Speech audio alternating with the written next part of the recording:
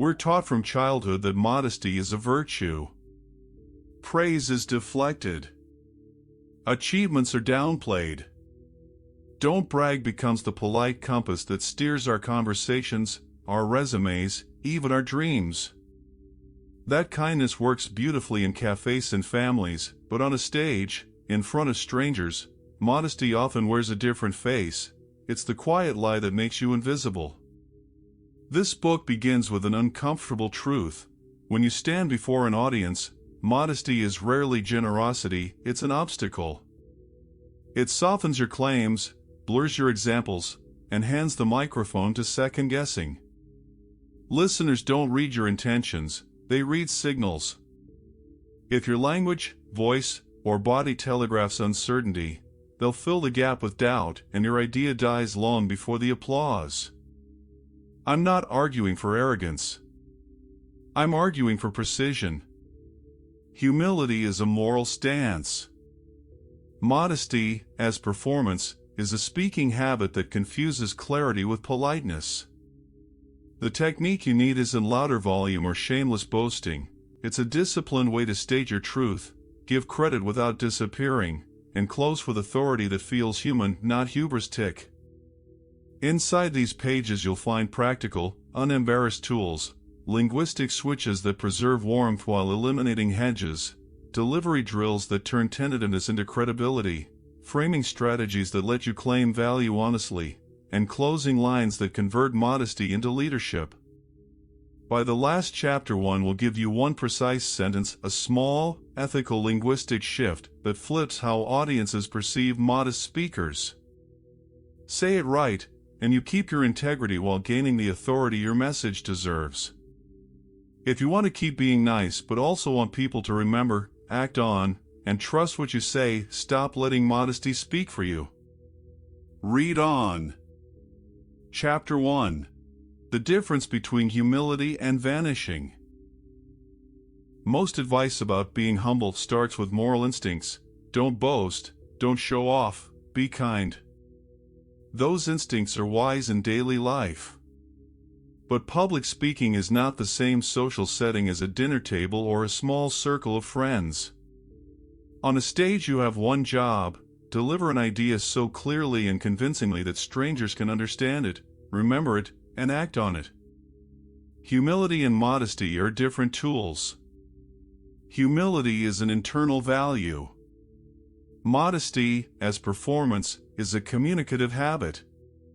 Confusing the two is the easiest route from presence to invisibility. Humility means recognizing limits and giving credit. It keeps you accountable and prevents arrogance. Modesty, as a habitual performance, looks like a string of softeners.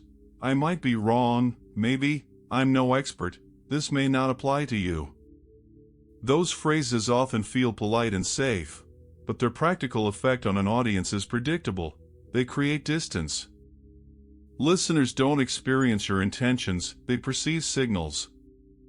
And the signal of repeated undercutting is not kindness, it's uncertainty. Audiences fill uncertainty with doubt, not goodwill. Think of it this way: a stage is a lens. A tiny wobble in intention becomes a visible tremor.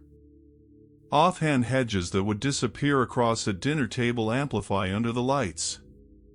A single "I could be wrong" before a claim is small. But on stage, a small hedge acts like an invitation. If this person isn't sure, why should I be? The brain economizes attention. It prioritizes certainty because mental effort is expensive. If you appear unsure, people conserve their attention, they drift, they forget, they politely applaud and move on. This doesn't mean you should perform bravado. The problem isn't confidence, it's theatrical arrogance or lying. The ethical, high-impact path is confident humility. Speak clearly about what you know, acknowledge limits selectively and strategically, and use crediting to expand trust rather than erase your contribution. Humility softens ego. Confident humility sharpens message. So what does confident humility look like in practice? First, language matters. Replace hedges that erase agency with precise, bounded claims. Instead of "I might be wrong, but we could try X," say "Here's what worked in case studies of X." Instead of "I'm not an expert," say "I've spent 5 years researching X, here's the pattern I see." Both sentences preserve honesty. But the second gives the listener an anchor, time frame, role, or evidence that helps them evaluate the claim. Anchors reduce the mental cost of processing your idea and increase perceived competence. Second, choose where to show vulnerability. Transparency is powerful when it's used to deepen trust, not to excuse uncertainty for every point. If you're leading with vulnerability on every sentence, the audience receives a steady stream of reasons to disbelieve. Use vulnerability as a contrast device, make a clear claim, show how you tested it, then briefly mention important unknowns and how you respond to them. That sequence, claim, evidence, controlled humility, reads as honest and robust. Third, use examples that demonstrate impact. Modest speakers often shrink examples to avoid seeming boastful. "I once helped a small project, maybe it worked." Small examples, framed tentatively, don't travel. Instead, use one vivid, specific story with measurable result, then attribute credit to collaborators. Specificity is not bragging, it's evidence. Evidence is persuasive because it gives the audience a mental model. When listeners can picture the scenario, timeline, obstacle, decision, result, they can test the idea against their own experience and are more likely to internalize it. Fourth, change your default verbs and sentence structures. Passive voice and nominalization soften statements. "Mistakes were made" dissipates responsibility. "I made this mistake" shows ownership but still can be modest if presented as learning. More effective is to pair ownership with insight. "I made this mistake, here's what I changed and why it worked." That construction turns confession into teaching. It shows humility and authority simultaneously. Here are 3 common modesty traps and practical fixes. The hedge habit, starting many sentences with "maybe," "I think," or "I might be wrong." Fix, limit hedges to moments when genuine uncertainty matters. Replace most hedges with evidence markers. Research shows, in our trial, we observed. The shrink example, using tiny or vague examples to avoid appearing boastful. Fix, pick one clear, specific example with a concrete outcome. Attribute broadly, with a small team we increased X by Y%, here's how. Specificity demonstrates scale, attribution avoids arrogance. The apology slide, apologizing for constraints or imperfections repeatedly. Fix, apologize once for genuine constraints if needed, then pivot to what you can offer. Audiences value competence, repeated apologies read as lack of preparation. Delivery matters as much as wording. A confident posture, steady eye contact, and a controlled vocal anchor, a few sentences delivered with firmness, make the same sentence land differently. Modesty often pairs with physical shrinking, shoulders in, gaze low, voice trailing. Train microgestures that convey presence, open chest, deliberate pauses, and measured pace. Practice saying one clear declarative sentence, the thesis of your talk, and hold eye contact for 2 beats after it. That silence tells the audience you expect them to consider the claim, not discount it. Exercises to practice confident humility. Hedge audit, 10 minutes. Take a 300 to 500 word section of your talk. Highlight every hedge, passive construction, and excessive qualifier. Replace each with a concrete alternative or remove it. Read aloud, noting how the rhythm changes. The specificity drill, 15 minutes. Write one vivid example from your experience that supports your main claim. Add numbers, time frames, obstacles, and a clear result. Practice telling it in 90 seconds. Time it. Make sure it's attributed to a team or context so it doesn't sound like self-congratulation. Claim evidence at boundaries, 5 minutes per claim for each major claim in your talk. Write 3 short lines. 1. Claim. 2. Evidence, data, story, citation. 3. Boundary, what this claim doesn't cover. Practice speaking the 3 lines in sequence until the flow feels natural. Common fear: if I stop being modest, I'll sound arrogant. The antidote is authenticity. Arrogance is a posture that elevates the self while dismissing others. Confident humility is different. It elevates the idea and the audience's ability to test it. Framing matters. Use language that centers the audience. Here's a strategy we found useful. You can adapt it like this. That phrasing keeps you authoritative without claiming superiority. One useful linguistic tool is the evidence preface.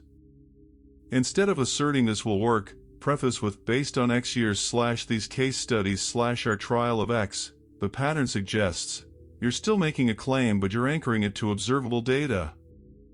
Anchors shift perception. They transform subjective opinion into defensible insight. People are rightly skeptical of charisma without substance. Anchors give your words ballast. Finally, the mindset shift. Think of modesty as a design choice, not a moral default. The moral content of humility remains intact. You can be humble in motive, but public speaking requires you to design your message so it travels. When you intentionally remove unnecessary hedges, provide evidence, and present examples with attribution, you are not abandoning humility. You are being considerate of the audience's need to understand, judge, and act. That is a form of respect. Chapter takeaway: practice this now. Pick one paragraph from your next talk and rewrite it with no hedges, one specific example, and a single evidence preface. Say it aloud twice, first the original way, then the revised way. Notice who holds attention better. The difference is rarely subtle. Chapter 2: The cost of passive language. Language is a tool. In public speaking, some tools build bridges, others place speed bumps in the road. Passive language hedges, qualifiers, nominalizations, weak verbs, tag questions, and apologetic asides works like a fog. It blurs edges and forces your audience to lean in and guess what you actually mean. That guessing rarely benefits the speaker. The mind conserves effort. When faced with fuzzy communication, it often defaults to skepticism or forgetfulness. In short, passive language costs you attention, credibility, and action. What counts as passive language? Here are the common culprits. Hedging phrases: I think, maybe, it seems, I could be wrong. Qualifiers and minimizers: a little, somewhat, kind of, fairly. Passive voice: mistakes were made, the results were observed. Nominalizations: turning verbs into abstract nouns. We need to do a better job of implementation versus we need to implement. Tag questions: that makes sense, right? You see what I mean? Apologetic disclaimers: sorry if this is obvious, I don't know if this helps. Fillers and verbal clutter: like, you know, so used excessively. Each of these habits reduces clarity and shifts the burden of interpretation to the listener. When a speaker says, I think this might work, the audience hears 3 things: uncertainty, low investment, and an invitation to doubt. When the speaker instead says, this approach reduced churn by 18% in our pilot, they give the audience a concrete signal, measurable result, tested idea, worth attention. Why passive language is especially dangerous on stage. Small linguistic habits that vanish in conversation magnify on stage. A hedge uttered once across coffee is forgettable. Repeated in a talk, it becomes a pattern that defines your authority. Listeners use mental energy to parse weak grammar and qualifiers.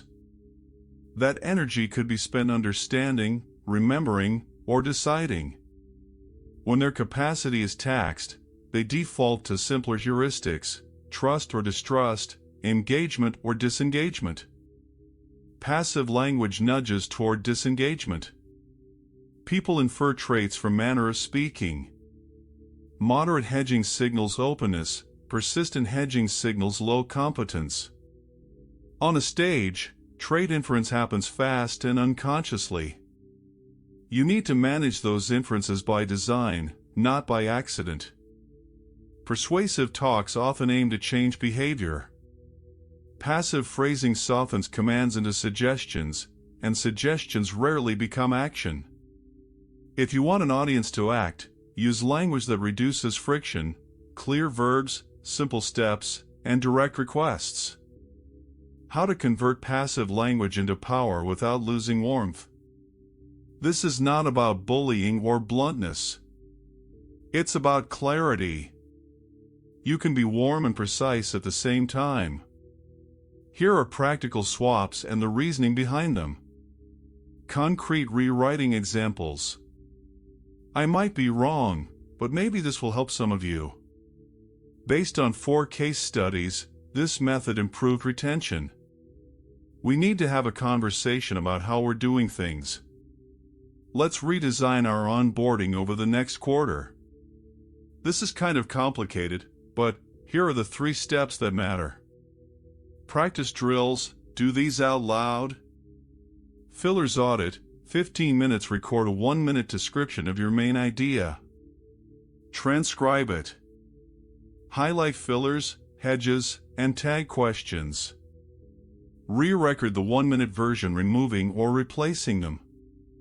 Notice the change in rhythm and confidence. Active verb swap, 20 minutes take a paragraph of your talk and underline every verb. Replace weak verbs, have, make, do, be, with specific action verbs, implement, increase, simplify, accelerate. Read it aloud until it feels natural. Evidence anchoring, 30 minutes for each major claim in your talk. Write a 1-line evidence anchor, a number, a time frame, a small story, or a citation. Practice prefacing claims with the anchor. In a 3-month trial, we saw. Tag question elimination, 10 minutes skin your script for right, isn't it, you know? Remove them. If you need audience confirmation, use a rhetorical pause or a quick poll instead. Vocal and physical alignment. Language doesn't stand alone, delivery completes it. Passive phrasing often pairs with a trailing voice, upward inflection, or shrinking posture. To counter that, use deliberate downward intonation on declarative sentences. It signals completion and confidence. Anchor your breath before important lines. A measured breath creates steadiness. Open your chest slightly and keep gestures purposeful. Small, deliberate gestures support assertive language without appearing aggressive. Handling pushback and nuance. Some audiences mistrust absolute certainty. If your topic requires nuance, embed boundaries intentionally and succinctly. Use a 3-part structure for sensitive claims. Claim, evidence, limits. This preserves intellectual honesty while avoiding blanket uncertainty. For example, this approach reduced churn by 12% in 3 pilot markets. It may perform differently at scale. We're testing adjustments now. That sentence communicates confidence, evidence, and responsible humility all in one breath. Why this shift matters beyond persuasion. Passive language doesn't just hurt persuasive talks, it limits your career and your influence. People who habitually understate their contributions are less likely to be nominated for opportunities, funded, or promoted. Public speaking is a visible demonstration of competence. If you habitually communicate in ways that encourage doubt, you're teaching others how to perceive you. That perception changes decisions about who gets invited back, who gets recommended, and who gets taken seriously. Chapter Action: a 10-minute rewrite. Pick a 300 to 400 word section of your talk. Time yourself reading it aloud naturally. Now! Highlight every hedge, qualifier, passive construction, tag question, and filler. Rewrite the passage using active voice, evidence anchors, and power verbs. Remove tag questions. Limit apologies. Read the rewritten passage aloud and record it. Compare tempo, confidence, and clarity. Notice how much more quickly audiences can grasp and recall the stronger version. The cost of passive language is paid in attention and opportunity. The good news is it's reversible. With small edits and mindful practice, you can change how you're perceived on stage without changing who you are. Clarity is not coldness. It's an act of generosity. It gives your audience the chance to understand, evaluate, and act. Chapter 3: Confidence is not arrogance. One of the greatest fears in public speaking is being perceived as arrogant. Many people, especially thoughtful or empathetic ones, would rather sound uncertain than risk sounding full of themselves. They lower their voice, soften their words, and choose self-effacing humor to seem relatable. But here's the paradox: the more you try to appear modest, the less credible you often become. The audience doesn't see your humility, they see hesitation. Confidence and arrogance may look similar from a distance, but their roots are different. Arrogance is about superiority, confidence is about certainty. Arrogance speaks to elevate the self, confidence speaks to elevate the message. When a confident person takes the stage, the audience feels safe, they sense direction and clarity. When an arrogant person takes the stage, the audience braces for a lecture. Your goal as a speaker is not to be small, but to be strong without being self-centered. People often believe that humility and confidence cannot coexist, but they not only can, they must. Humility grounds you, confidence propels you. You need both. A humble person without confidence has ideas that never leave the notebook. A confident person without humility becomes noise, loud, impressive, but forgettable. Imagine two speakers giving the same presentation about innovation. The first begins with, "I'm not an expert, but I'll share some thoughts that might help." The second begins with, "After studying innovation in 20 companies, I found a pattern that can help you avoid common pitfalls." Both may have the same experience. The difference lies in ownership. The first deflects responsibility, the second accepts it. The audience doesn't hear arrogance, they hear direction. The confident speaker doesn't shout or brag, they position their experience as useful knowledge. That's the key. Confidence is not about volume, it's about clarity of intent. Arrogance says, "I know more than you." Confidence says, "Here's what I've learned that might help you." One pushes people away, the other invites them in. Our brains are wired to respond to certainty. Studies in communication psychology show that speakers who project certainty through word choice, body language, and tone are judged as more competent and trustworthy, even when their actual expertise is identical to less assertive speakers. The reason is evolutionary. In uncertain environments, confidence signals helped groups follow leaders who made clear decisions. Confidence reduces cognitive load for listeners. When your message is clear and delivered with authority, the brain can focus on content instead of guessing your intent. Arrogance, on the other hand, creates friction. It triggers social comparison, and the audience becomes defensive. Who does this person think they are? Your goal is to project certainty without triggering that defense mechanism. The way to do this is through evidence, empathy, and tone. Confidence rooted in facts feels credible. Use numbers, examples, or case studies that show your claim has substance. Speak to the audience, not at them. Acknowledge their challenges, needs, or doubts. Use a calm, grounded voice. Arrogance is sharp and dismissive. Confidence is steady and invitational. Confidence has a linguistic fingerprint. Certain phrases naturally elevate your authority, others diminish it. Notice the shift. You're not claiming perfection, but you're claiming perspective. The first set of phrases apologizes for existing. The second set invites collaboration. Confidence also comes from the rhythm of your sentences. Short, declarative sentences project certainty. Long, meandering sentences full of hedges. I think that maybe it could be useful to some people who dilute it. Practice cutting unnecessary words. Each edit sharpens authority. Audiences read your body before they hear your words. A confident stance sends subconscious cues that your message is worth attention. The good news? You don't need to act like a motivational speaker, just adopt posture and gestures that show stability. Keep your feet shoulder-width apart, avoid shifting weight constantly. Movement should be intentional, not restless. Avoid crossed arms or clasped hands. Keep palms visible when gesturing. Open palms subconsciously signal honesty. Don't scan nervously.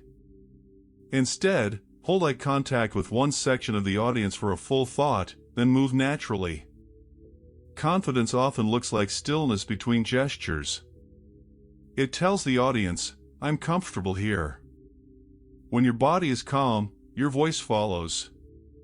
Speak from your diaphragm. It lowers pitch and gives resonance. Arrogance often hides behind tension, fast speech, shallow breathing, clipped phrases. Confidence breathes. Modest speakers often overcorrect by giving all credit away. It wasn't me, it was my team. While well-intentioned, this habit makes your contribution invisible. You can give credit and maintain presence by balancing phrasing. I was fortunate to lead a great team that achieved X. Together, we developed this method. My part was designing the framework. This success belongs to the group, but I'm proud of the role I played in coordinating it. This balance keeps humility intact while showing agency. It prevents the false modesty that weakens your authority. Real humility doesn't erase self, it situates self within collaboration. Stories allow confidence to flow naturally because they shift focus from self-assertion to shared experience. When you tell a story, you don't have to prove confidence, the structure of the story demonstrates it. The narrator controls pacing, tension, and release. To use storytelling effectively, choose stories where you made a decision, not where life merely happened to you. Emphasize lessons learned rather than victories. Describe obstacles and the reasoning behind your choices. That's where credibility lives. A well-told story allows the audience to see your competence without you announcing it. You become confident by being the guide, not the hero. The hero is the audience. They see themselves in your story. Confidence is not a costume, it's a muscle. You strengthen it through repetition and small wins. Try these exercises. Write 5 strong declarative sentences that reflect your beliefs about your topic. For example, preparation is a form of respect for your audience. Practice saying them aloud until they feel natural. Don't memorize, internalize. Know the flow of your arguments so well that you can focus on delivery, not recall. Record a short section of your talk. Watch it muted first. Do your gestures and posture project steadiness? Then listen to audio only. Does your tone sound assured or apologetic? Each time someone praises your work, write it down. Before big presentations, read those notes. Confidence grows from memory of competence. Some speakers hesitate to appear confident because they equate it with manipulation. But ethical confidence doesn't distort truth, it frames it responsibly. You can be passionate without exaggeration, certain without dogmatism, persuasive without coercion. The difference is intention. Ask yourself, is my confidence serving my ego or my message? Confidence built on purpose feels magnetic, arrogance built on insecurity feels hollow. Audiences sense the difference intuitively. They may not articulate it, but they respond with either trust or resistance. When your motive is to help, teach, or inspire, confidence becomes an act of generosity. It says to the audience, you deserve a speaker who believes in what they're saying. That belief gives your message weight. Arrogance seeks validation, confidence seeks impact. The goal of public speaking is not to prove you're extraordinary, it's to make ideas contagious. To do that, you must stand tall in your own expertise without apology. Speak from what you know, acknowledge what you don't, and let your conviction carry the rest. The moment you stop apologizing for knowing something is the moment your audience starts listening. Confidence isn't about being the loudest voice in the room, it's about being the clearest. And when clarity meets authenticity, persuasion becomes effortless. Chapter 4: The Disguise of Politeness. Politeness is one of those social lubricants that keeps human interaction smooth. It helps strangers coexist and allows difficult conversations to pass without open conflict. But on stage, in public speaking, politeness, when misapplied, becomes a disguise. It's a mask speakers wear to appear agreeable, safe, and inoffensive. The problem is that this disguise often hides everything that makes you worth listening to. You've seen it countless times. A capable person steps up to speak, filled with valuable ideas, but they soften every sentence. They sprinkle "if I may," "just a thought," perhaps, and "I'm not sure," but, like nervous ticks. They believe they're being polite, showing respect to the audience. What the audience actually hears is hesitation. Every just shrinks the authority of the idea that follows. Every maybe gives people permission not to take it seriously. Politeness communicates more than courtesy, it signals status.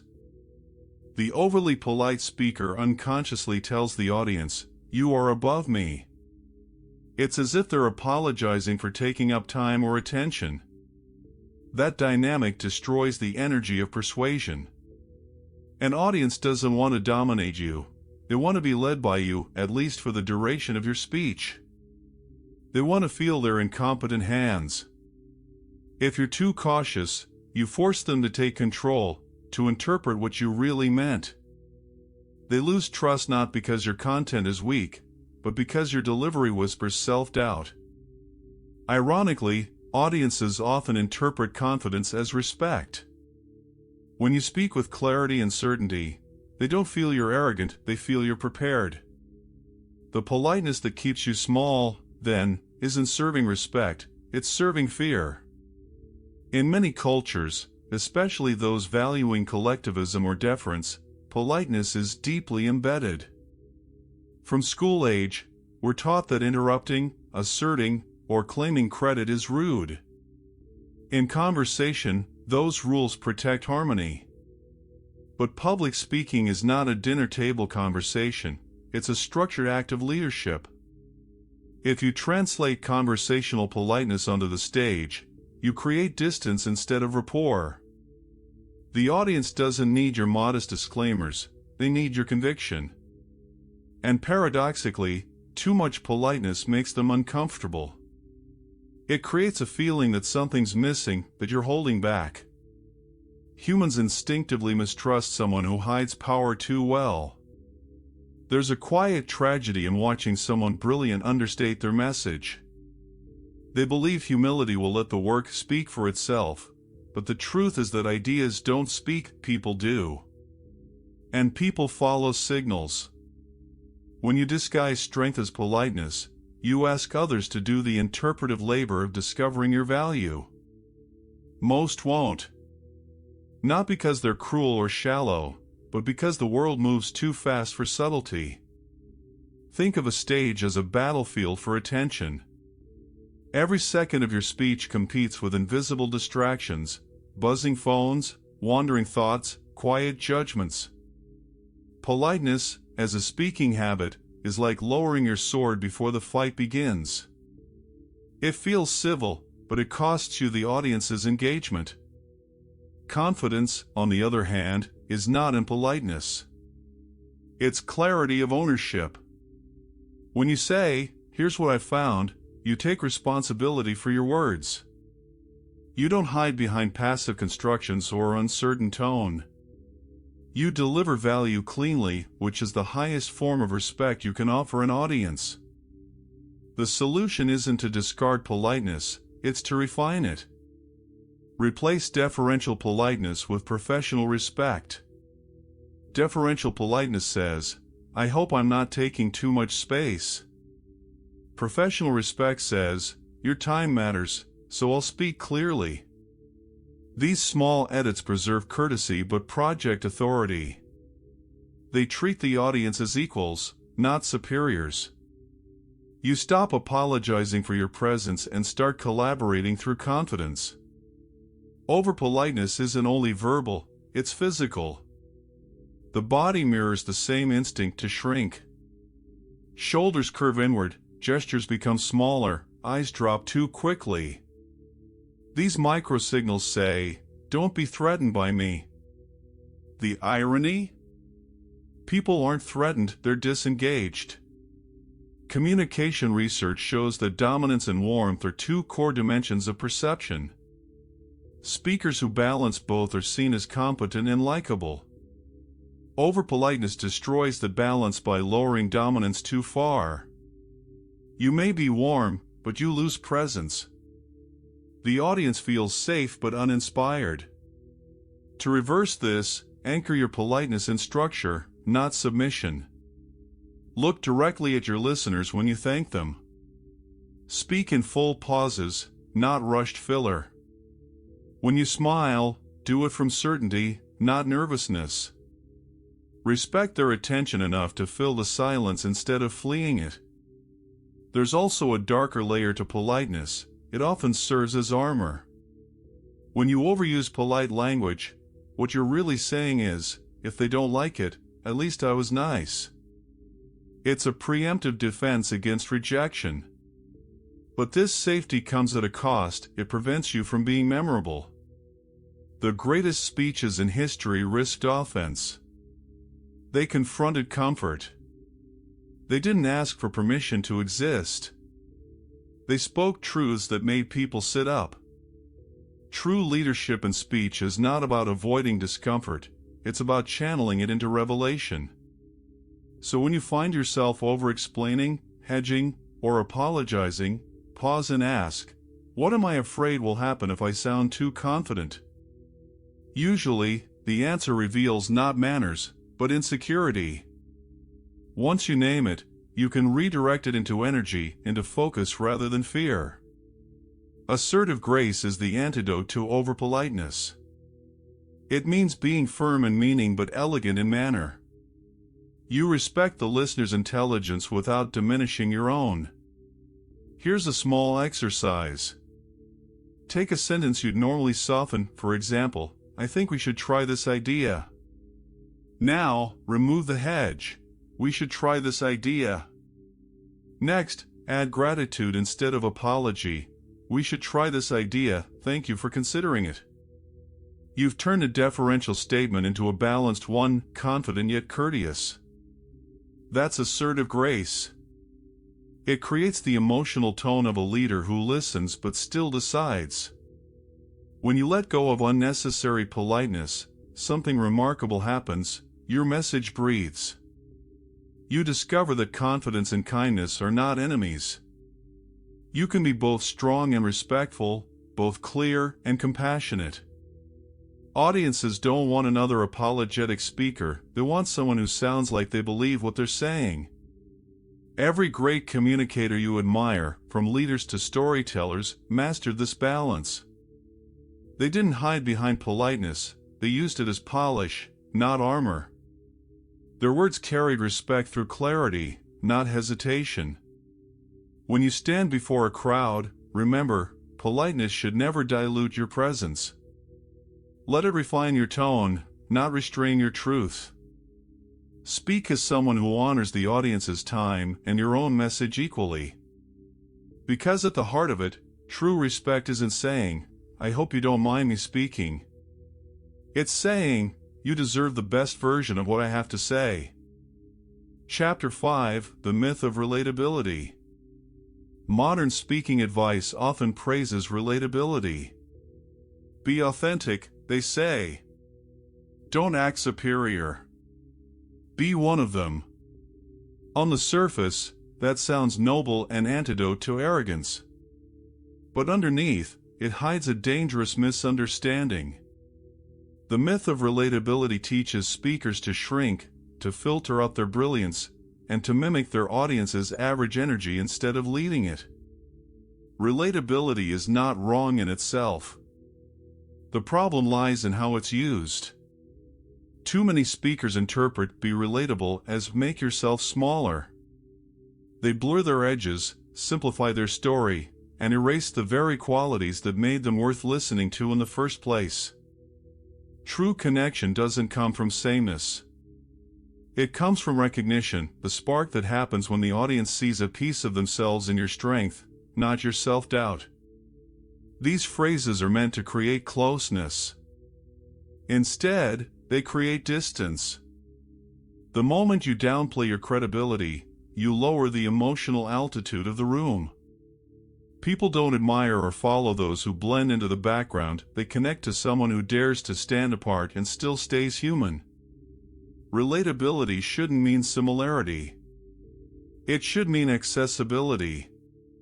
You don't have to share the same level of experience with your audience, you have to make your experience understandable. The audience doesn't want a copy of themselves on stage, they want a mirror that shows who they could become. Think about your favorite speakers. Chances are, they're not the most normal people. They're vivid, confident, a little larger than life. They may have quirks, flaws, or bold opinions, but they own them completely. That ownership is what makes them relatable.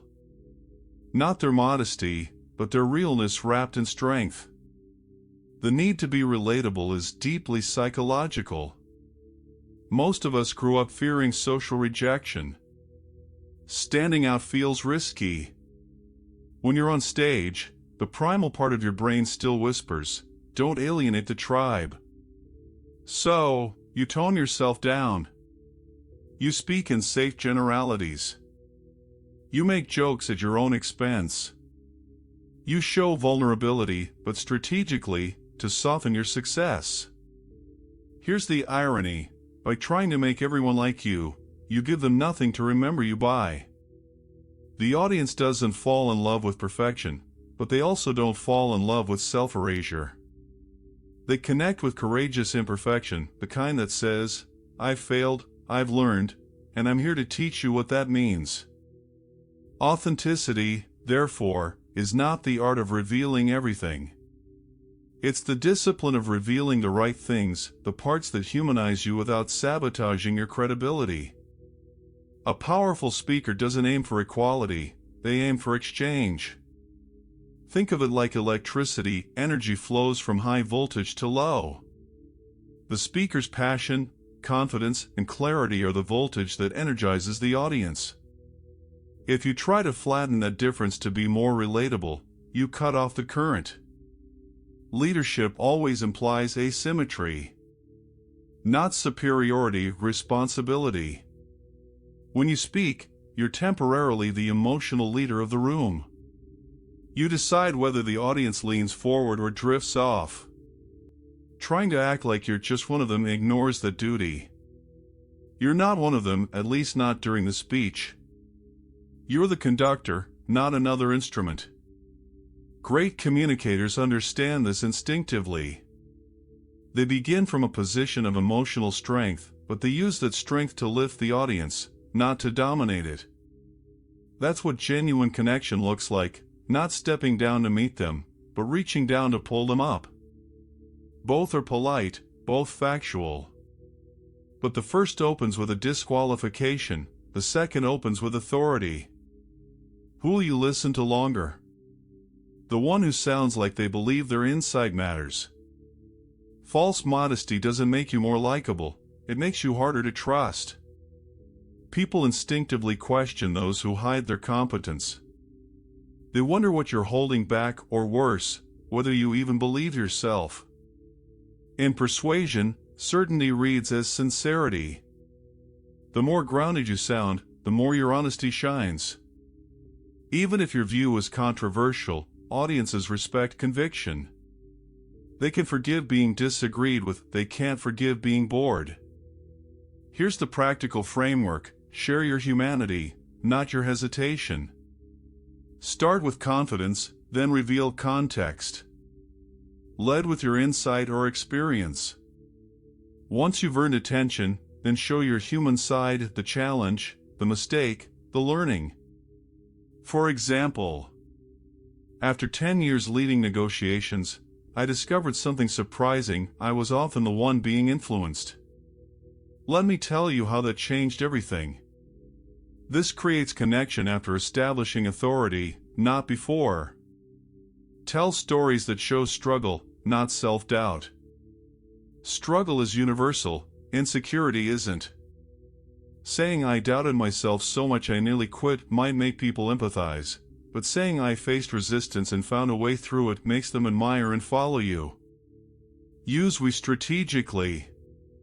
The word we builds inclusion, but overuse dilutes leadership. Alternate between we for shared experience and I for ownership. For instance, we all know how it feels to face uncertainty.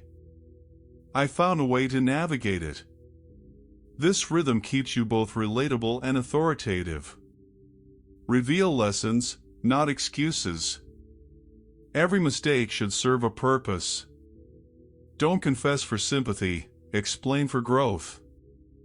I failed 3 times, but each failure taught me how to succeed faster.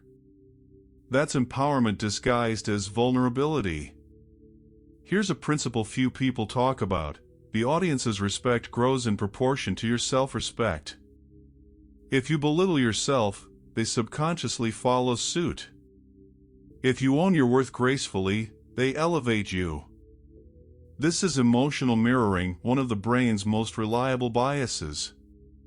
That's why the myth of relatability is so dangerous. It asks you to distort that mirror. Instead of showing confidence they can emulate, you show uncertainty they can pity. But pity is not connection, it's distance disguised as compassion. To break that pattern, practice speaking from what I call the earn center.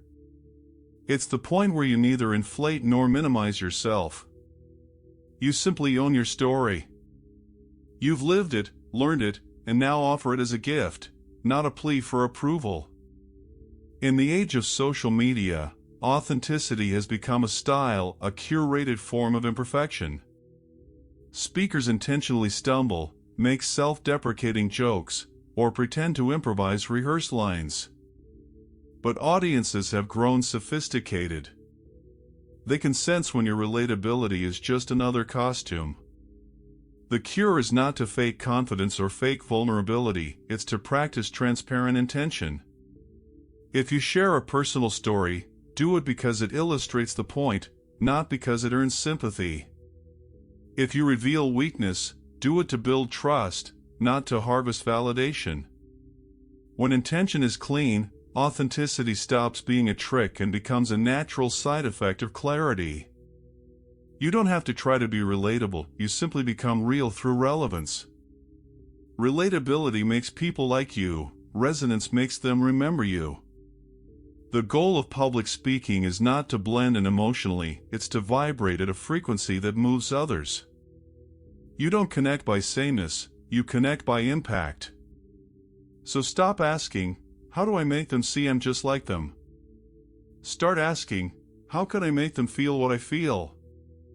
That shift transforms your talk from small talk to leadership. Relatability is not the goal. It's a side effect of truth spoken with confidence. You don't have to dim your light to make others comfortable. You have to shine just enough to let them see themselves more clearly. When you stop trying to be relatable and start trying to be resonant, you don't lose your humanity. You elevate it. And that's when your message and your presence finally begin to matter. Chapter 6: The Confidence Gap. Confidence isn't the loudest voice in the room. It's the calmest. Yet in public speaking, modest people often confuse confidence with arrogance, and in doing so, they build an invisible gap between what they know and what they show. That gap, the confidence gap, is what turns strong ideas into weak impressions. It's not that modest speakers lack competence, they simply fail to signal it. They assume the audience will see their hard work, their sincerity, their depth. But audiences don't read your resume, they read your energy. If you sound uncertain, they assume you are. If you act like you're undeserving of attention, they unconsciously agree.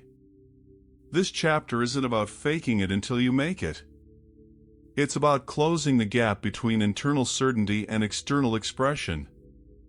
It's about learning how to project what you already possess, credibility, without betraying your values or sounding like someone you're not. Confidence is not an emotion, it's a signal. You don't need to feel confident to appear confident, you need to behave as if your message matters more than your mood. That shift changes everything. The audience doesn't experience your internal state, they experience your external rhythm, your tone, pacing, posture, and pauses. When those are steady, they infer confidence, even if your heart is racing. Confidence, in communication, is about ownership. You don't have to prove you're better than others, you simply have to sound like you believe in your message's worth.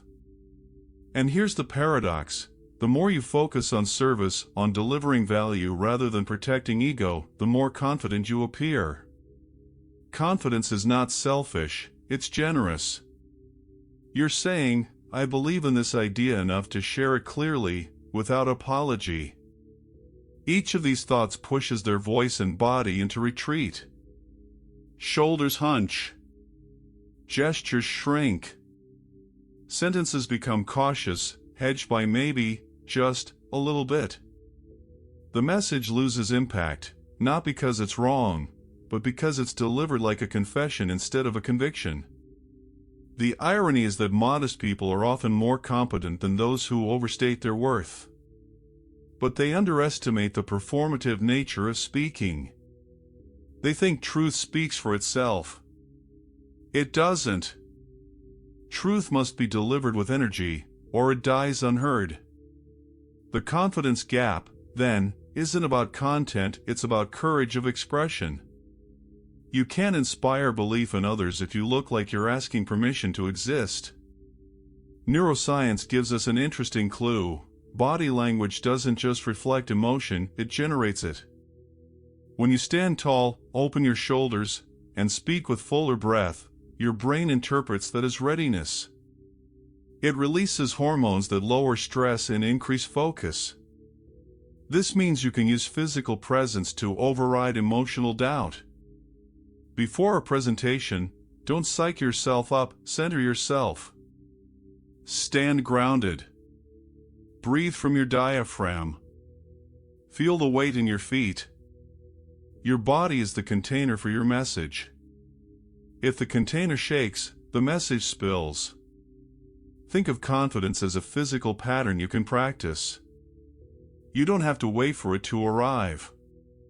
You can manufacture it through consistent cues, posture, tone, stillness. Confidence is not something you have, it's something you do. Language carries energy. The difference between I think and I believe is subtle but powerful. I think sounds tentative, I believe sounds anchored. Notice how the meaning barely changes, but the authority multiplies.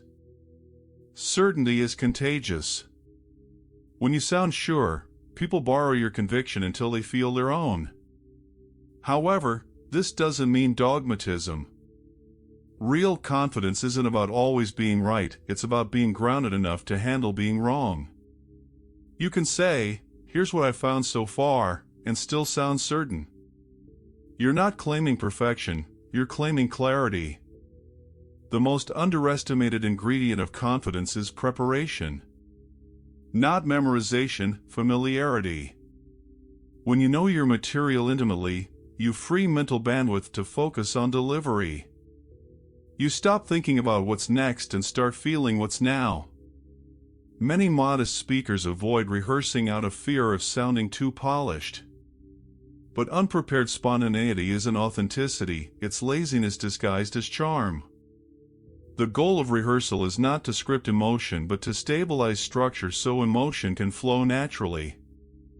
Here's a secret: the best speakers sound spontaneous because they've rehearsed the moment of spontaneity. They know exactly when to pause, where to breathe, and how to land the emotional punch, yet it feels effortless. Confidence grows not from winging it, but from owning it. This fear haunts many modest people. They equate confidence with ego, self-assurance with self-importance. But arrogance isn't a tone, it's an orientation. Arrogance says, "Look at me." Confidence says, "Look at this." One draws attention to the self, the other directs it toward the message.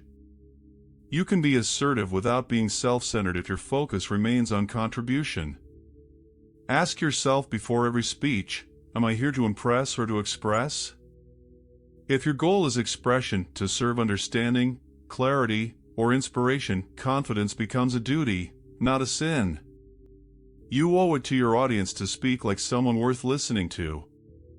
To close the confidence gap, practice this sequence before you speak. Anchor your body. Stand upright, feet grounded. Feel solid. The body influences the mind, claim your message. Remind yourself, I'm not here to perform, I'm here to deliver something that matters. Eliminate apology phrases.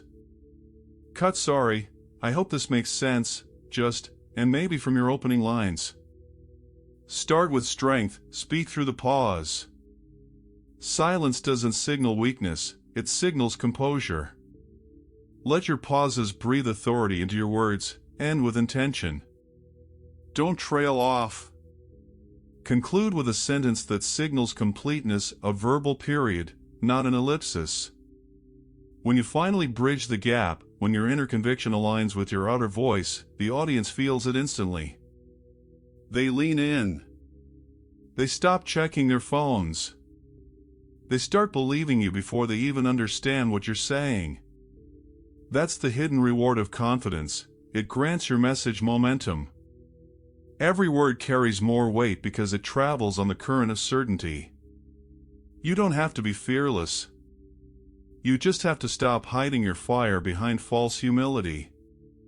The world doesn't need quieter truth-tellers, it needs truth-tellers who speak like they mean it. Confidence isn't arrogance. It's clarity. And when you master it, you don't dominate the room, you dignify it. Chapter 7: The Fear of Being Seen. Every speaker, no matter how skilled, has faced it, that raw, irrational fear that flares up the moment you realize everyone is looking at you. It's not stage fright in the traditional sense, it's something deeper. It's the fear of being seen, truly seen. Because once you're seen, you can be judged. Once you're visible, you're vulnerable. For modest people, this fear is especially sharp. Their natural instinct is to deflect attention, to redirect the spotlight onto ideas, data, or the group. They think, it's not about me, it's about the message. That sounds noble, and it is, but in practice, it's incomplete. Because audiences don't receive messages in isolation. They receive them through you. When you speak, you are the message's vessel. And if the vessel hides, the message weakens. This chapter explores that paradox, how modesty's fear of visibility sabotages persuasion, and how learning to be seen can become your most powerful speaking skill. Humans evolved in tribes, where being watched by the group often meant evaluation and potential rejection. Standing out could be dangerous. The ancient brain still carries that code. When dozens of eyes focus on you, your body reads it as a threat. Adrenaline surges. Heart rate spikes. The instinct says, hide. Blend in. Survive. But public speaking reverses that survival logic. The very act that once signaled danger, being the center of attention, is now a professional necessity. Your ancient wiring hasn't caught up. That's why even experienced speakers sometimes feel that flicker of panic when all eyes turn their way. Modest people, however, often interpret that biological reaction as a moral signal, as if wanting visibility were vanity. So they suppress it. They avoid the spotlight, minimize their gestures, flatten their voice. The result? Their delivery becomes technically correct but emotionally invisible. There's a strange paradox in communication. People don't trust what they can't see. When you hide emotionally, when you speak without expressive energy, without showing your face, your hands, your passion, the audience's mirror neurons have nothing to synchronize with. In plain terms, your lack of visibility feels like emotional distance. A speaker who hides seems guarded. And guardedness breeds suspicion. Listeners start wondering what you're concealing. Meanwhile, a confident, open speaker creates psychological safety. They say with their body, I have nothing to hide. That openness doesn't just build trust, it activates empathy. This is why the fear of being seen is not just personal, it's strategic. If you can't be seen, you can't be felt. And if you can't be felt, you can't move people. Modesty, for many, becomes armor, a way to avoid the discomfort of visibility. They tell themselves, I don't need to stand out, my work speaks for itself. But that's a comforting lie. Work doesn't speak. People do. Every presentation, every meeting, every speech is a test of whether you can let go of the armor long enough to connect. The irony is that the armor that protects your ego often blocks your influence. You can't inspire through invisibility. The audience must see your conviction, your facial micro-expressions, the sincerity in your eyes. They don't want a machine delivering information. They want a human being they can read, feel, and believe. When modesty becomes an excuse to hide, it stops being a virtue and starts being sabotage. There's a school of thought, especially in academic or professional contexts, that says, focus on the message, not the messenger. On paper, that sounds ideal: objectivity, neutrality, data-driven logic. But in reality, humans are wired for connection, not abstraction. We don't just process words, we feel them. The messenger is part of the message. Think of it like this: if two speakers deliver the exact same text, one lifelessly, the other with presence and conviction, the second one always wins. Same data, different delivery. Why? Because belief transfers through emotion, not information. So when you say, it's not about me, what you're really doing is stripping the message of its emotional vehicle. You're making it harder for the audience to believe you, even if they agree with you. Learning to be seen is not about showmanship, it's about self-permission. It's telling yourself, I am allowed to take up space. Start with your body. Many modest speakers unconsciously make themselves smaller, folding arms, crossing legs, minimizing movement. Visibility begins by reversing that pattern. Open your stance. Unfold your gestures. Let your hands speak. Then, expand your gaze. Don't glance away after a second of eye contact. Hold it not as confrontation, but as connection. Let people see that you're with them, not hiding behind slides or notes. Finally, open your tone. Speak from resonance, not tightness. Let your voice fill the space without apology. Your message deserves air, and your voice is the instrument that gives it life. When you do these things, you send one powerful nonverbal signal, I belong here. And that belief, even before you say a word, transforms the way people listen. Here's where many modest speakers misunderstand visibility. They think being seen means showing perfection, polished gestures, flawless flow, zero mistakes. But perfection repels empathy. People connect not with flawlessness, but with honest composure.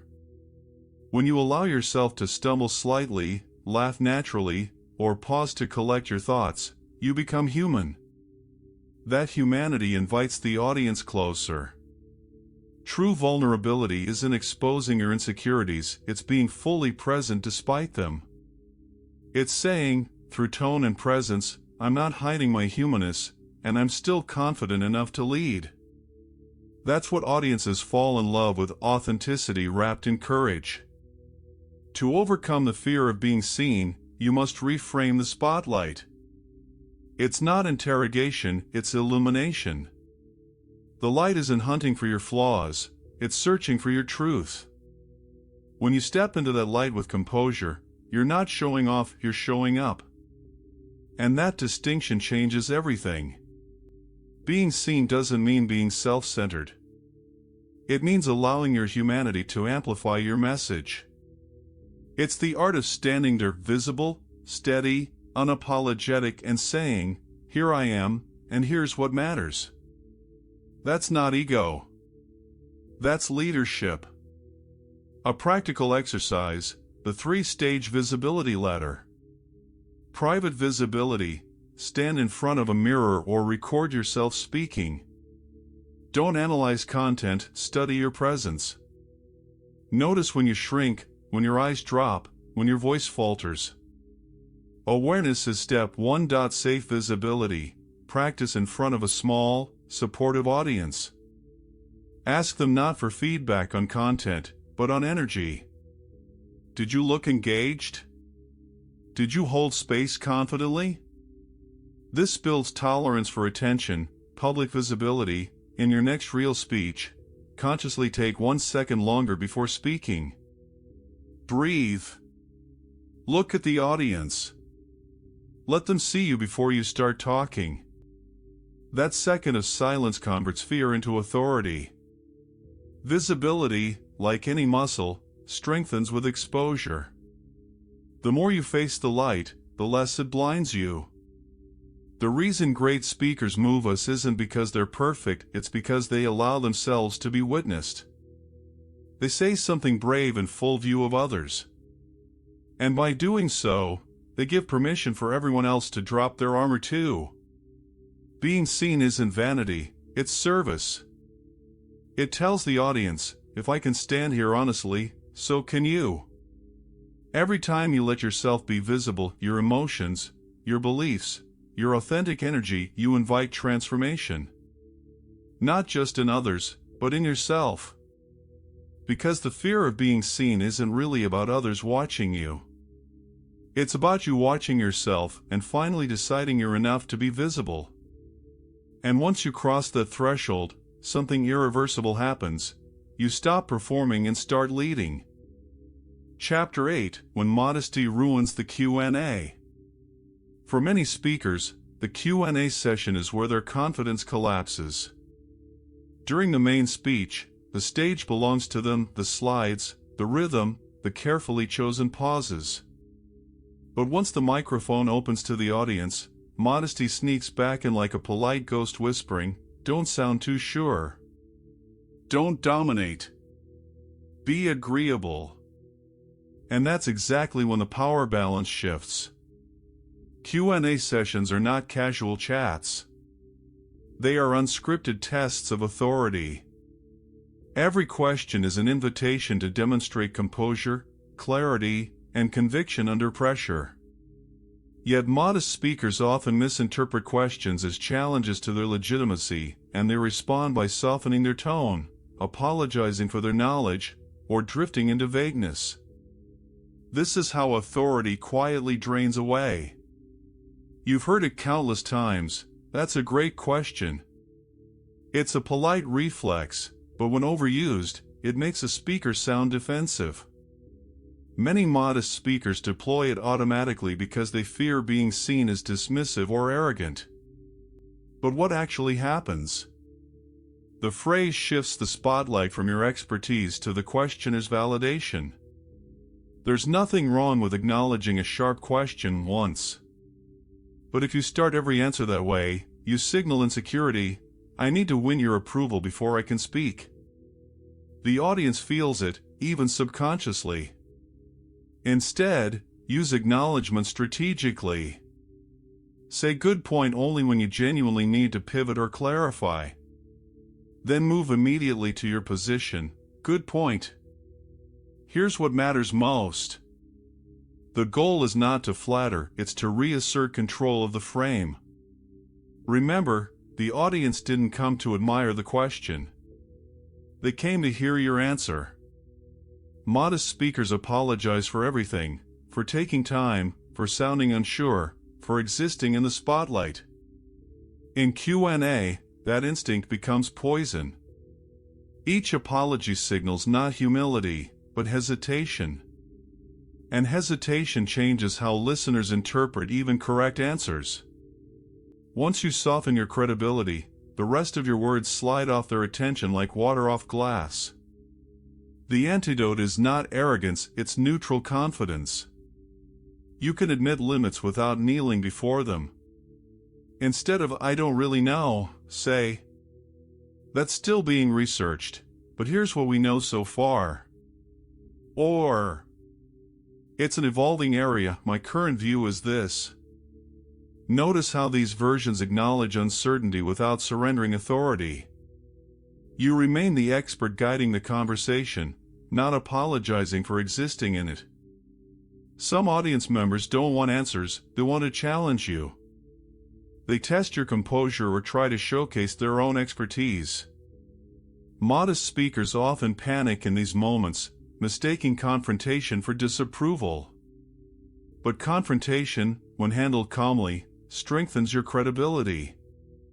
The trick is to respond to tone with structure, not emotion.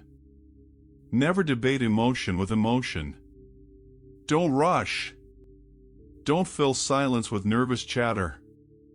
A confident pause often communicates more authority than a modest monologue. Every question is a gift, even a hostile one, because it exposes what your audience actually doubts. Address the doubt, and you win not only the argument, but the room. One of the most overlooked skills in Q&A is stillness. Modest speakers fidget, not excessively, or lean forward apologetically, as if to say "please like me." But physical submission dilutes verbal confidence. The audience reads body language before they process content. If your posture says uncertain, your words must work twice as hard to be heard. So, when a question comes, don't move immediately. Pause. Breathe. Look at the questioner. This creates the impression that you are considering, not defending. Once you answer, stay still. No swaying, no unnecessary gestures. Stillness signals groundedness. You're not performing, you're delivering. Practice this by having a friend ask you random questions while you focus solely on your breathing and posture before answering.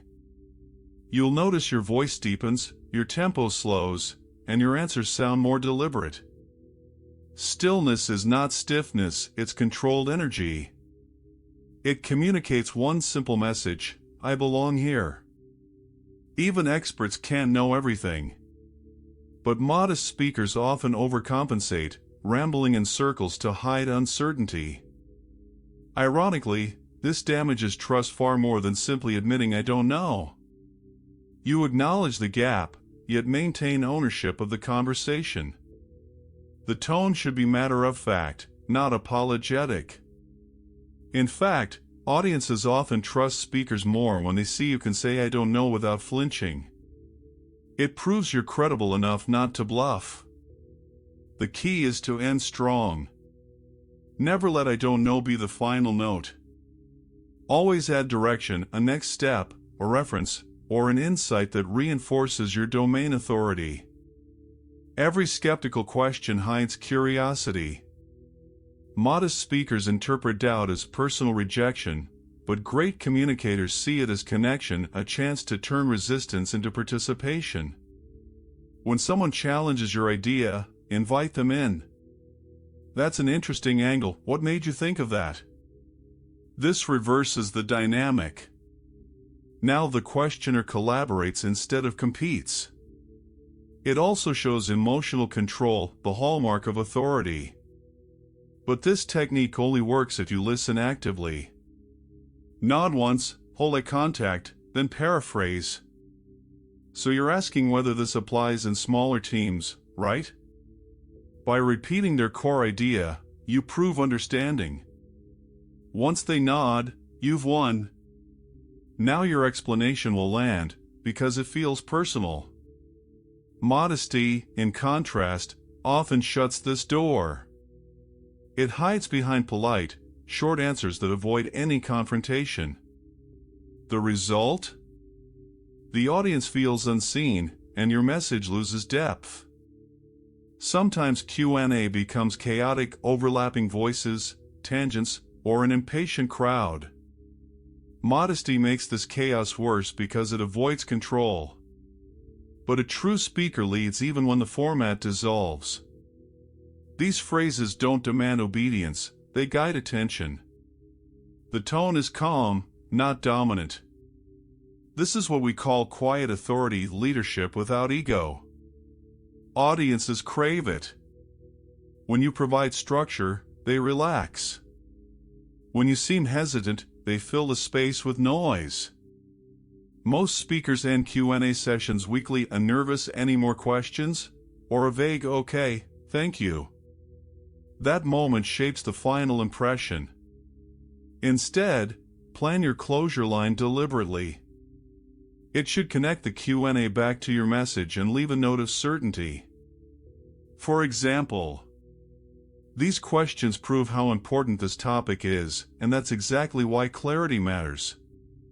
Or, if there's one thing I hope you remember, it's that confidence isn't volume, it's conviction. The closing sentence is not decoration. It's your final act of control. It tells the audience that the speaker, not the chaos, had the last word. In Q&A, modesty doesn't read as kindness, it reads as confusion. You think you're being polite by softening your expertise. The audience hears, "I'm not sure." You think you're being humble by overthinking questioners. The audience hears, "They're trying to please." The Q&A is your second speech, spontaneous, raw, and far more revealing than your slides. Handle it with structure, composure, and calm conviction, and you transform it from a threat into proof of mastery. So the next time someone challenges your point, resist the instinct to shrink. Hold the silence. Breathe. Speak slowly.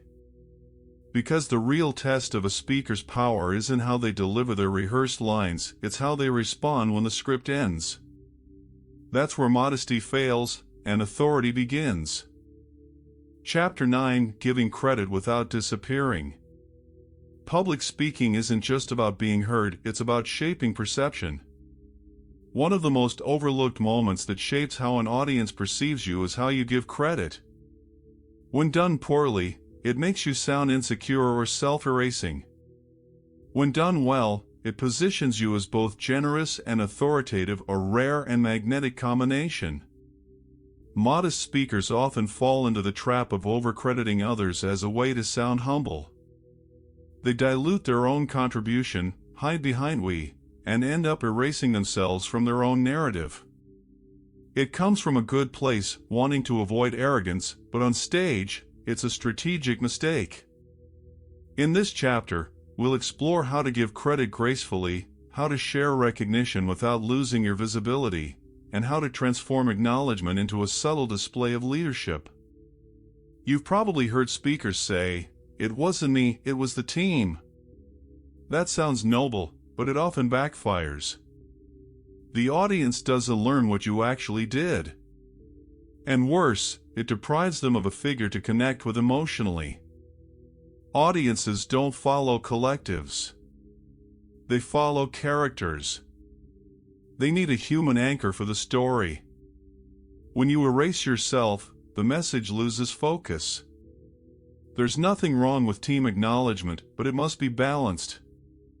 A strong communicator recognizes the team while defining their own role clearly.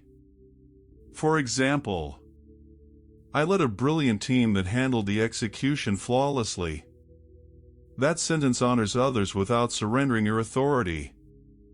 The key phrase, "I led," is an ownership statement. It establishes presence. The goal isn't to dominate, it's to clarify responsibility. So, instead of "we all made it happen," try "I guided the process while my team made it real." One centers you as the leader, the other dissolves you into the crowd. Excessive credit giving comes from fear of being judged as arrogant, fear of envy, fear of seeming self-centered. But audiences don't interpret humility the way you think. When you keep diverting credit, they subconsciously start wondering, "If everyone else did it, what did you do?"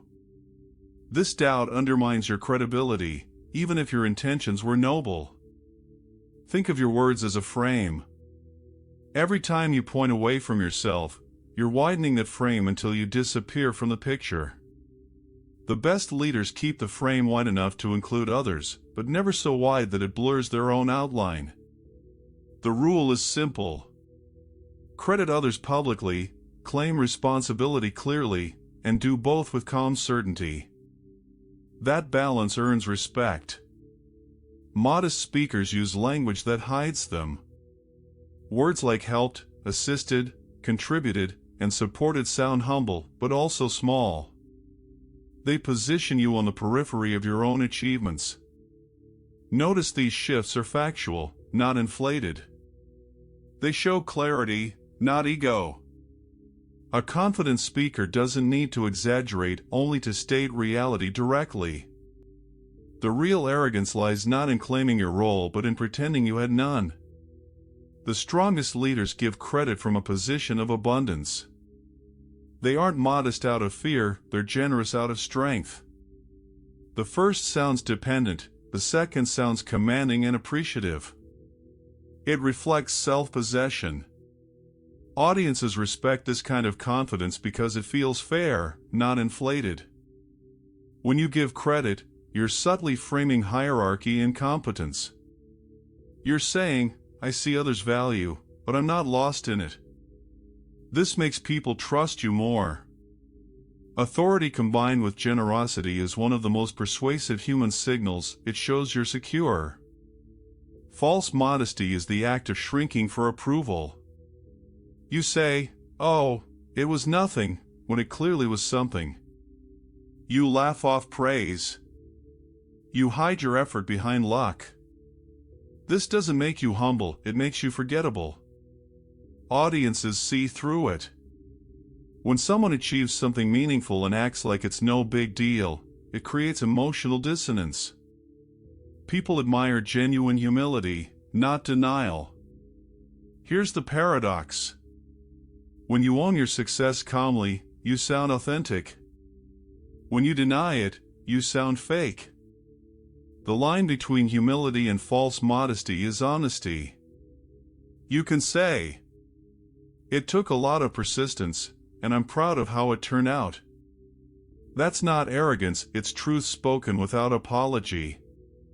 Together, we created something that changed how people connect. This pattern places you as the initiator, positions the team as amplifiers, and ends on unity. It's powerful, authentic, and effortlessly balanced. Practice rewriting your acknowledgments using this formula until it feels natural. With time, it becomes your new professional voice, humble yet anchored. When you give credit on stage, the audience listens for cues about your values and confidence. They judge not only what you say, but why you say it. If you overcredit others, you seem insecure. If you hog all the credit, you seem self-centered. But if you share it with grace and precision, you seem trustworthy. That's the golden middle.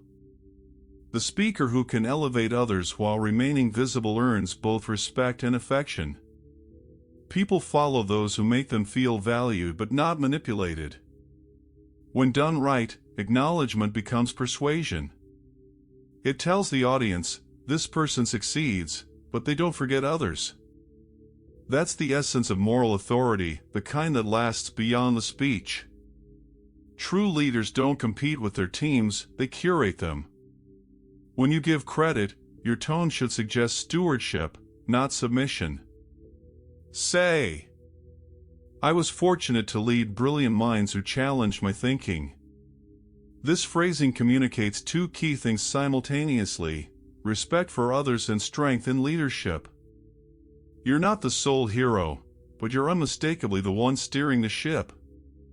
The ability to make others look good while still commanding respect is the mark of a mature communicator. It's the quiet confidence that says, I'm secure enough to share the spotlight because I don't need to fight for it. When you give credit correctly, you gain power, not lose it. People who feel recognized by you become your advocates. They echo your message. They talk about you with respect. That's the deeper secret. Acknowledgement is influence. Every thank you say from a place of authority expands your credibility beyond the room. The people you uplift today become the ones who reinforce your legacy tomorrow. But that only happens when your acknowledgement feels genuine, not modestly diluted, not nervously polite, but confidently grateful. Modesty teaches us to erase our presence for the sake of others. But leadership, especially on stage, requires visibility. You can respect others without vanishing. Give credit like a leader, not like an apologetic guest. State what you did, honor what they did, and tie both threads into a single story of collective success. Remember, acknowledgement is not subtraction. Done with clarity, it's multiplication. It expands trust, strengthens influence, and lets both humility and authority coexist. Because the real secret isn't whether you give credit, it's how you do it. And when you do it right, modesty stops being a mask and becomes a message of confident humanity. Chapter 10: The Words That Claim Victory Without Sounding Arrogant. There comes a moment in every public speech when the message lands, when the audience nods, the energy shifts, and you know you've won them. Yet it's in that very moment that many modest speakers stumble. Instead of claiming the moment, they retreat. They soften the ending, brush aside applause, and say something self-erasing like, well, I hope that made sense, or that's all I've got. And just like that, the power evaporates. The ability to claim a win without sounding self-congratulatory is one of the rarest communication skills. It's the difference between a speaker who finishes strong and one who fades away. Audiences don't remember how brilliant your middle was, they remember how you ended. This chapter will teach you how to land with authority, how to signal completion, and how to own success with elegance instead of ego. Modesty, by design, fears finality. To declare something complete feels bold, to end on a high note feels presumptuous. So modest speakers instinctively undercut themselves. These phrases sound harmless, but they unravel authority. The audience senses uncertainty. Even when your content is exceptional, hesitation in the last seconds overwrites confidence that came before. Think of your closing words as the final frame of a film. If the picture blurs at the end, the entire story feels unfinished. Your audience wants closure, emotional, intellectual, and psychological. Modest endings deny them that. Ending strong doesn't mean shouting or boasting. It means owning the completion, showing that you know what you came to say, and that you've said it. Audiences crave three things in a closing: clarity, certainty, and emotion. These are the signals that the story is complete and the speaker is in control. Clarity means your message condenses into one takeaway.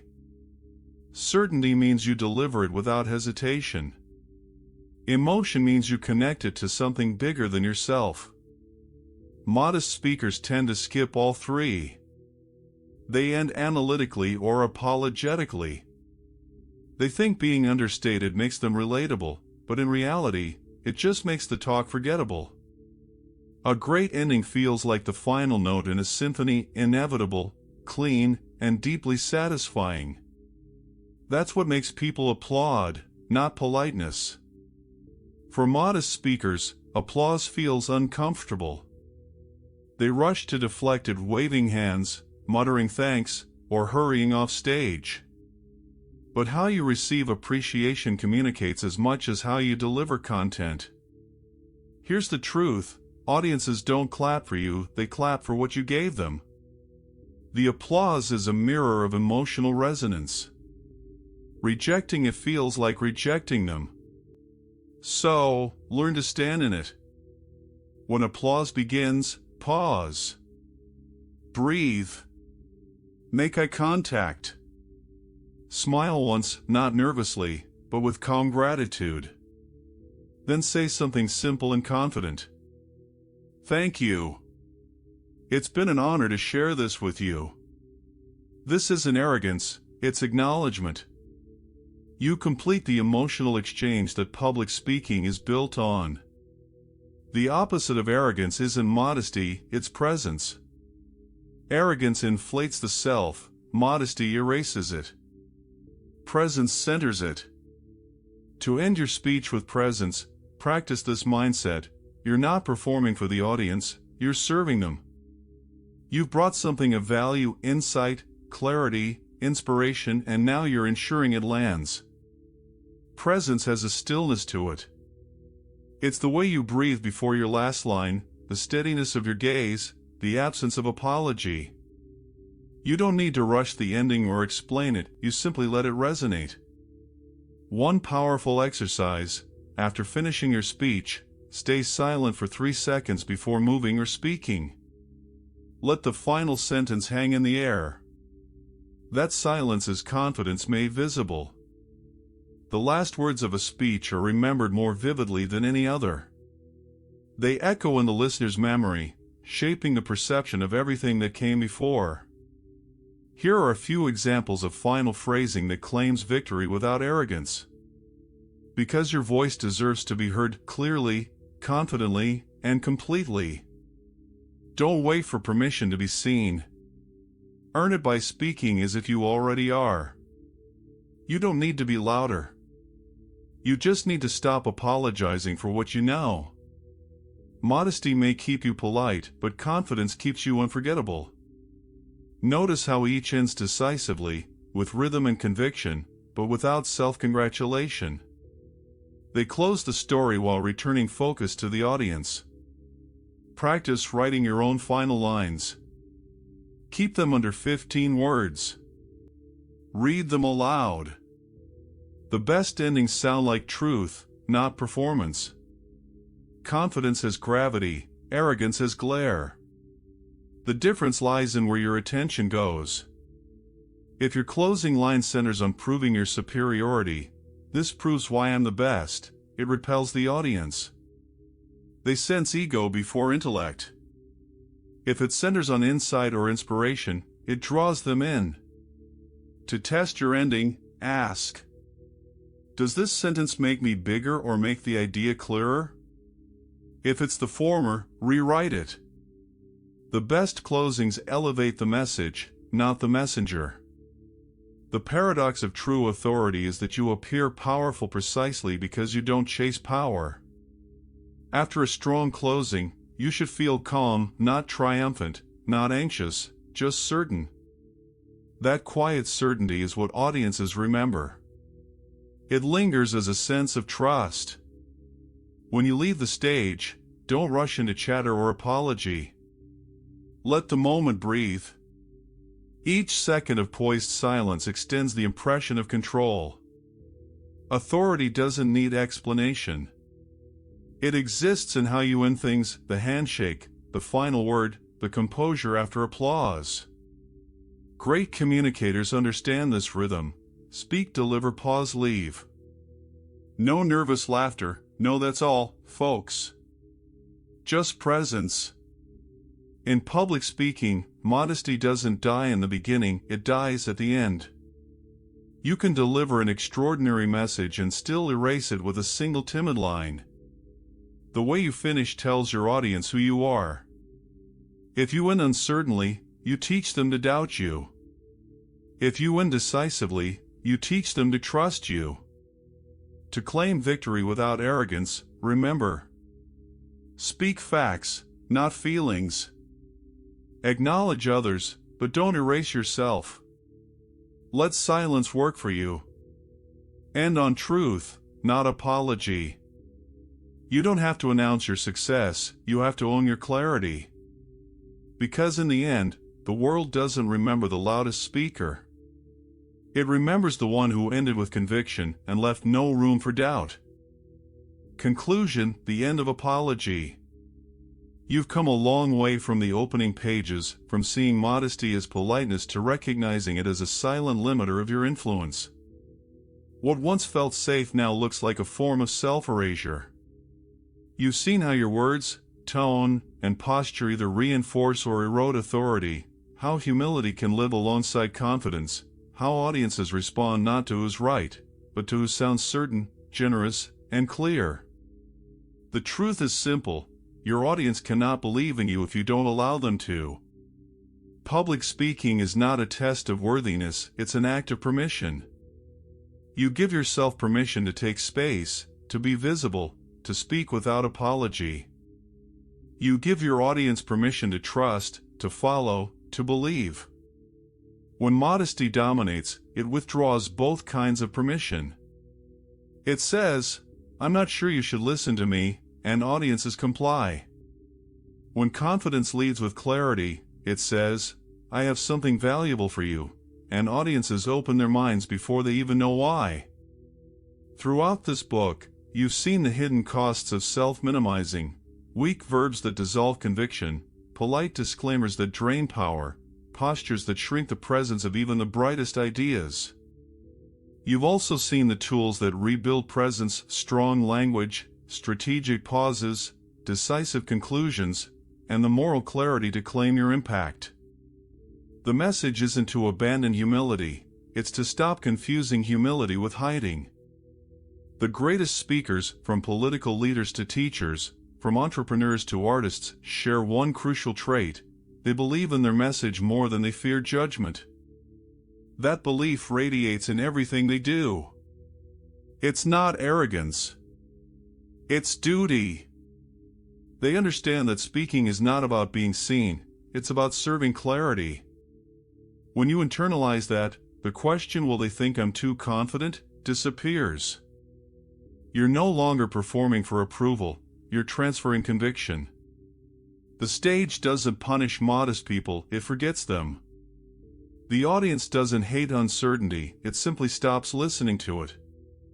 Every speech, presentation, or pitch you give is a negotiation between visibility and disappearance. The more you hedge, soften, and retreat, the more invisible you become. The moment you speak from firm ground, audiences lean in not because you're louder, but because you're anchored.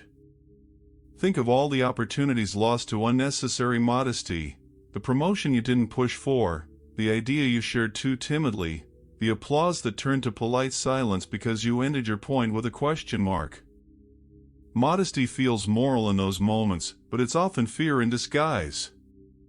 The courage to speak with conviction isn't the absence of fear, it's the decision to lead your audience through it. From now on, Whenever you step onto a stage, or even speak up in a meeting, remind yourself of one rule: clarity is generosity. When you state what you believe clearly, you're not boasting, you're offering certainty to others who need it. You're giving structure to confusion. You're showing respect to those who chose to listen. And when that familiar modest voice whispers, "Don't overstate yourself," remember this: understatement isn't noble when it obscures truth. You can acknowledge others' work without erasing your own. You can admit doubt without performing weakness. You can be humble and still sound like a leader. The true opposite of arrogance is not modesty, it's authenticity. Arrogance inflates the self to dominate. Modesty deflates the self to disappear. Authenticity stands firm, clear, and open. That's the balance point every great speaker finds: confident, grounded, and real. So here's the quiet revolution this book hopes to spark in you: never again apologize for the strength of your voice. Let your words carry weight. Let your ideas occupy space. Let your delivery declare, "I'm here to give, not to seek permission." Because the world doesn't need more modest speakers. It needs more honest ones, people who can stand in their truth without shrinking. Step up, speak clearly, and don't vanish. Your audience is waiting.